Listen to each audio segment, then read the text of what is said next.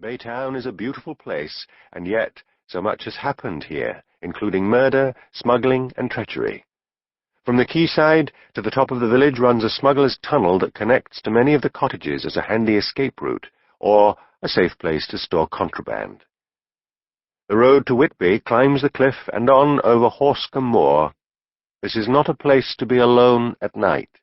The gnarled, wind-beaten trees are spoken of as the fingers of the witches that frequent these paths. If you manage to arrive safely in Whitby town and make your way through the narrow ginnels leading to Church Street, you may rest a while at the Griffin Inn. The food will warm the heart, and the company is always plentiful. It is in this street that Shadowmancer comes to its conclusion.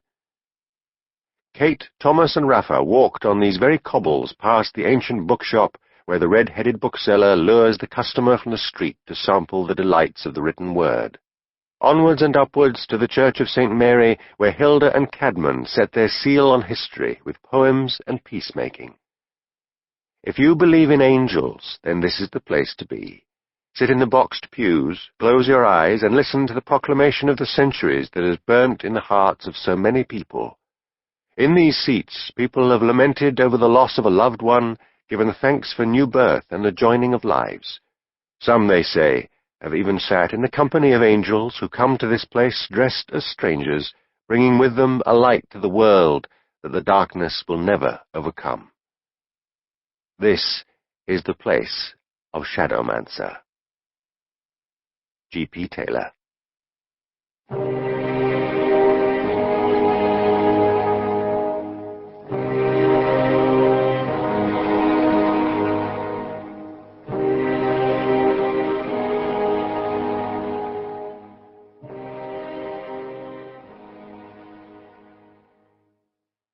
Chapter 1.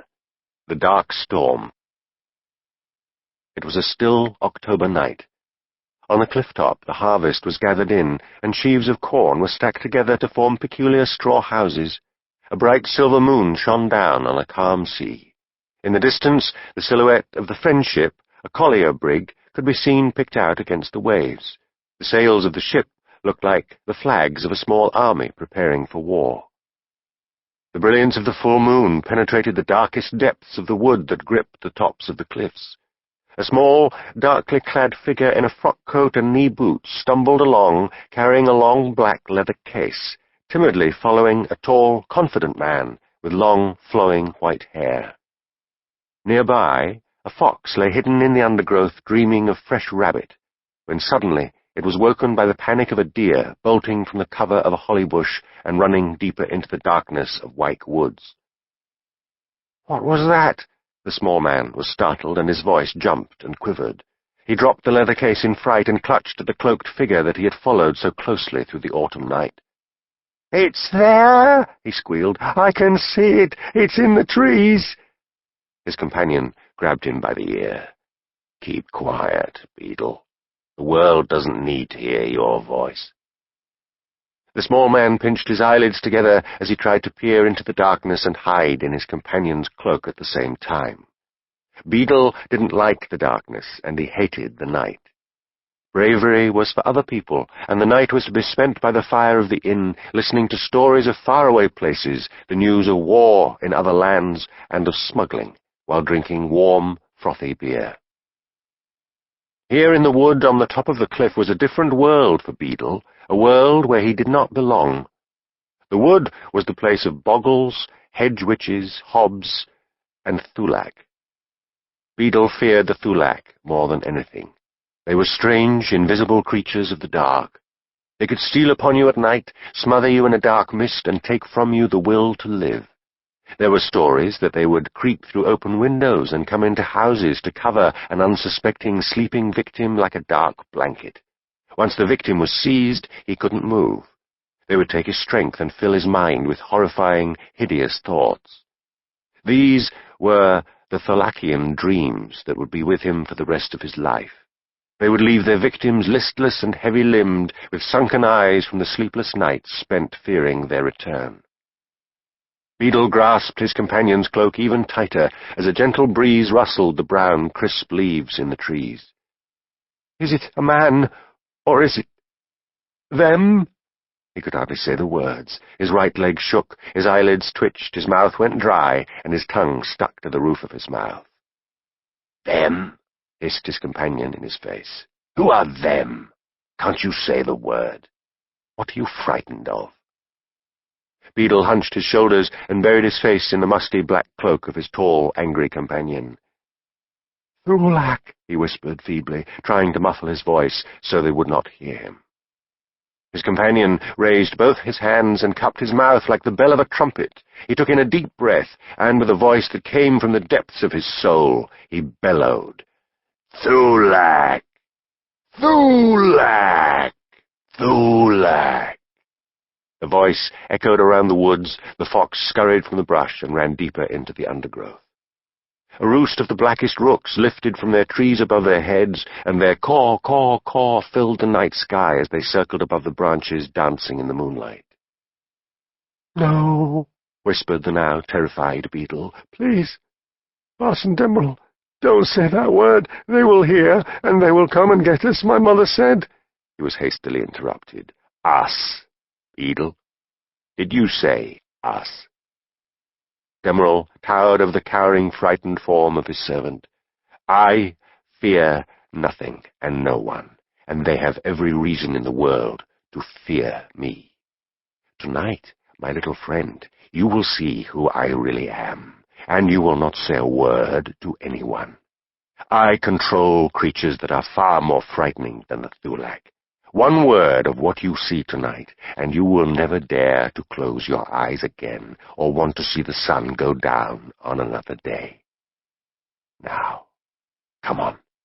We have work to do.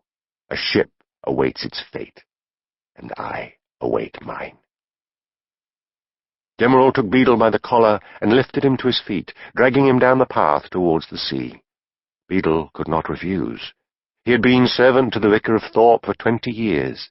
On his 11th birthday he had been sent to work for a penny a week, a bed in the barn, fresh straw, and a Sabbath rest once a month. People said he was lucky, stunted, one leg withered. He was not much use to anybody. Demurral was a harsh master.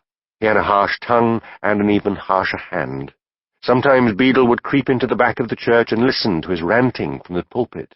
Hellfire, damnation, boiling cauldrons of molten blood, serpents, and all things horrible that would await the unbeliever. Beadle muttered to himself, "Blast, bother, boiling blood, this isn't a job. Too dark, too cold, too many—" Demurral butted in. "Stop your mumbling. There are things to be done.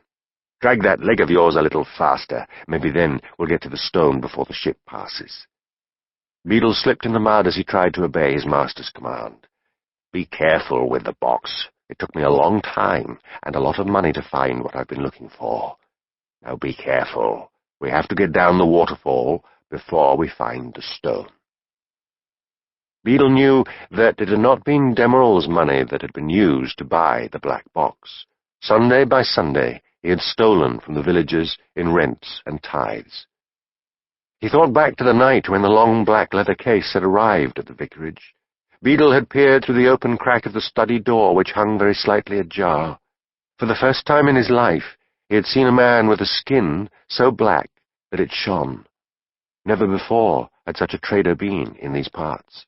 The landlord of the Hart Inn had said that he had come from Whitby by carriage, the sole passenger on the brig Whitehall, which had docked the day before from Spain.